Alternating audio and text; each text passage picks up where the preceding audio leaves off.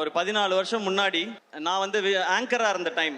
அப்போ வந்து 7ஆம் அறிவு படம் ரிலீஸ். அப்போ எனக்கு ஒரு ஃபோன் கால் வந்துச்சு, இந்த மாதிரி நீங்கள் 7ஆம் அறிவு படத்தில் வந்து ஆடியோ லான்ச் நடக்குது, அதுக்கு நீங்கள் ஆங்கராக பண்ண முடியுமான்னு. ஏங்க எவ்வளோ பெரிய படம், எவ்வளோ பெரிய பெரிய காம்பினேஷன், இதை நான் பண்ணுறதுக்கு என்ன, உடனே பண்ணுறேன் அப்படின்னு சொல்லிட்டு உடனே ஒத்துக்கிட்டேன். அவ்வளோ எக்ஸைட்மெண்ட் எனக்கு.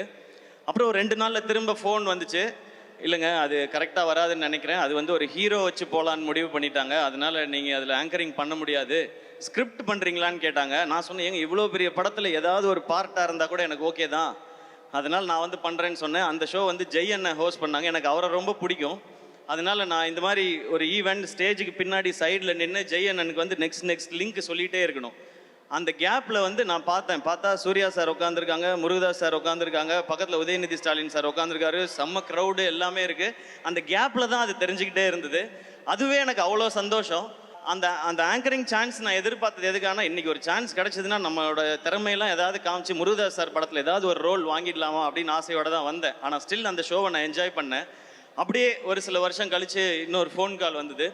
முருகதாஸ் சாரோட ஏஆர் முருகதாஸ் ப்ரொடக்ஷன்ஸில் ஒரு படம் பண்ணுறாங்க, அவருடைய அசிஸ்டண்ட்டை வச்சு, நீங்கள் ஹீரோவாக நடிக்கணும்னு சொல்கிறாங்க. அடடே, இதுக்கு தானே நம்ம ஆசைப்பட்டோம், நம்ம ரெடின்னு சொல்லி போனேன். அதுதான் அந்த மான் கராத்தே படம்.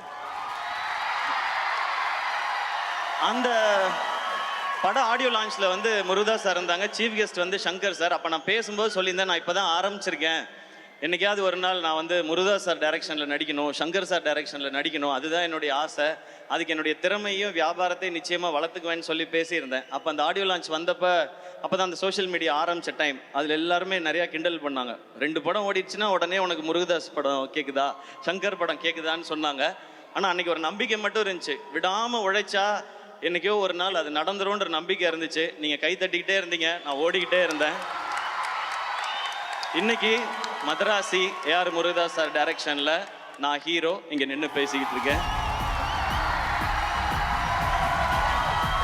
இது நான் மட்டும் உழைச்சி அப்படி பண்ணிட்டெல்லாம் கிடையாது. நம்மால் ஒருத்தன் ஓடுறான்டா, அவனை தட்டி கொடுறா, தூக்கிட்டு போகணுண்டான்னு சொல்லி நீங்கள் எல்லாரும் கை தட்டி என்னை தூக்கிட்டு வந்தீங்க, நீக்கே வச்சுருக்கீங்க.